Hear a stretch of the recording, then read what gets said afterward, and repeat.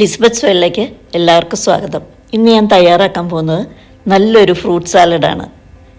ഇതിന് കസ്റ്റാർഡിൻ്റെ ഒന്നും ആവശ്യമില്ല. കസ്റ്റാർഡ് ഇല്ലാതെ തന്നെ അതിനേലും ടേസ്റ്റിൽ നമുക്ക് നല്ല ഫ്രൂട്ട് സാലഡ് തയ്യാറാക്കാൻ പറ്റും. ഇതിന് എന്തൊക്കെ ഇൻഗ്രീഡിയൻസ് ആണ് വേണ്ടത്, എങ്ങനെയാണ് തയ്യാറാക്കുന്നതെന്ന് പറഞ്ഞുതരാം. ഇത് നമുക്ക് പെട്ടെന്ന് ചെയ്യാവുന്നതേ ഉള്ളൂ. ആദ്യം കുറച്ച് ചവ്വരി വേവിച്ചെടുക്കണം.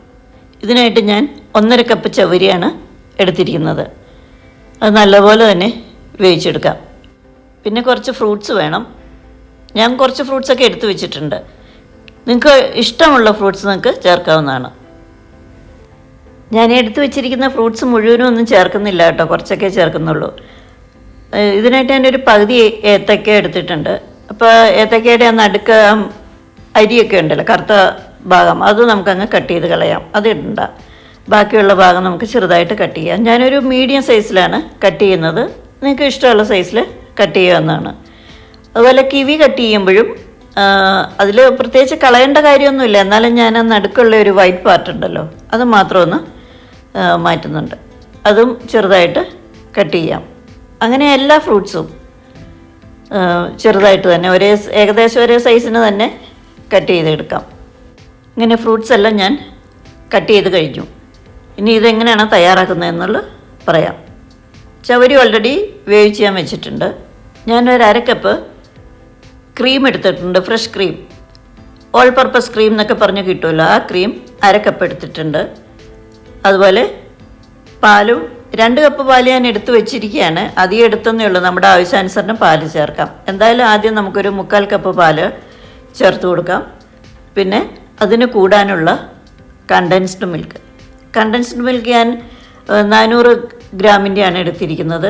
അതിൻ്റെ 3/4 വേണ്ടി വരും. കാരണം നല്ല കുറച്ച് മധുരമൊക്കെ ഉണ്ടെങ്കിലല്ലേ ഇതിന് നല്ല ടേസ്റ്റ് വരുള്ളൂ. അപ്പം അതനുസരിച്ച് കണ്ടൻസ് മിൽക്കും ചേർത്ത് കൊടുക്കണം.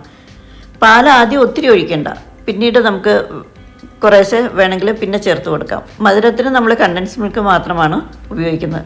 അപ്പോൾ ഇതെല്ലാം കൂടെ നന്നായിട്ടൊന്ന് മിക്സ് ചെയ്യുക.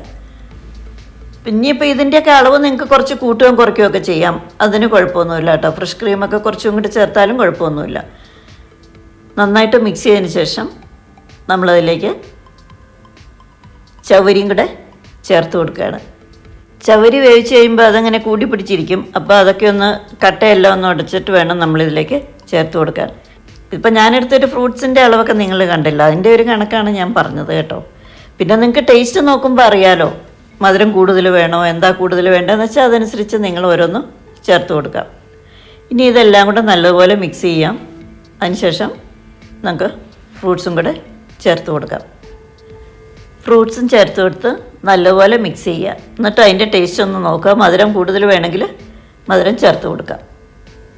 ഈ ചവരി ചേർത്തേക്കണതുകൊണ്ട് കുറച്ച് കഴിയുമ്പോൾ കുറച്ചും കൂടി ഒന്ന് തിക്കാവും കേട്ടോ. എന്നാലും ഒത്തിരി പാല് നിങ്ങൾ ആദ്യം ചേർത്ത് കൊടുക്കരുത്. ഇപ്പോൾ ഇതിന് പാകത്തിന് കുറുകലാണ്. ഞാൻ എൻ്റെ ടേസ്റ്റ് ഒന്ന് നോക്കി, എല്ലാം കറക്റ്റാണ്, നല്ല ടേസ്റ്റാണ്. ശരിക്കും കസ്റ്റാർഡൊക്കെ വെറുതെ നമ്മൾ കുറുക്കി അതൊന്നും മെനക്കെടേണ്ട ആവശ്യമില്ല. ഇതുപോലെ നിങ്ങൾ തയ്യാറാക്കി ഒരിക്കലെങ്കിലും നോക്കണം. കസ്റ്റാർഡിനേലും ടേസ്റ്റാണ് ഇതിന്. ഇതിപ്പോൾ കുറച്ച് സമയം ഇരുന്നപ്പോഴത്തേക്കും കുറച്ചും കൂടെ തിക്കായി. അപ്പോൾ നമ്മൾ കുറച്ച് പാലും കൂടി ഇതിലേക്ക് ചേർക്കുക. മധുരം വേണമെങ്കിൽ കണ്ടൻസ് മിൽക്കും കൂടെ ചേർത്ത് കൊടുത്താൽ മതി. പിന്നെ ഇത് തയ്യാറാക്കിയിട്ട് നമ്മൾ കുറച്ച് സമയം ഫ്രിഡ്ജിലൊന്ന് വെക്കണം കേട്ടോ. അപ്പോൾ തണുത്തിട്ട് കഴിക്കുകയാണല്ലോ ഇതിന് ടേസ്റ്റ്.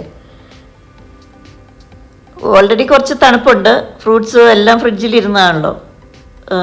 ക്രീമും കണ്ടൻസ് മിൽക്കും എല്ലാം ഫ്രിഡ്ജിലിരുന്നായിരുന്നു. അതുകൊണ്ട് എല്ലാം ഇപ്പോൾ പാകത്തിന് തണുപ്പുണ്ട്. ഇപ്പോൾ കഴിക്കാൻ കറക്റ്റാണ്. എല്ലാവരും ഇത് ട്രൈ ചെയ്ത് നോക്കണം കേട്ടോ. നിങ്ങൾക്ക് എല്ലാവർക്കും ഇഷ്ടമാവും. അപ്പോൾ ഇന്നത്തെ വീഡിയോ എല്ലാവർക്കും ഇഷ്ടമായി ഞാൻ വിചാരിക്കുന്നു. അപ്പോൾ എല്ലാവരും എൻ്റെ ചാനൽ കാണണം, സപ്പോർട്ട് ചെയ്യണം. പുതിയ വീഡിയോയുമായി വീണ്ടും കാണാം.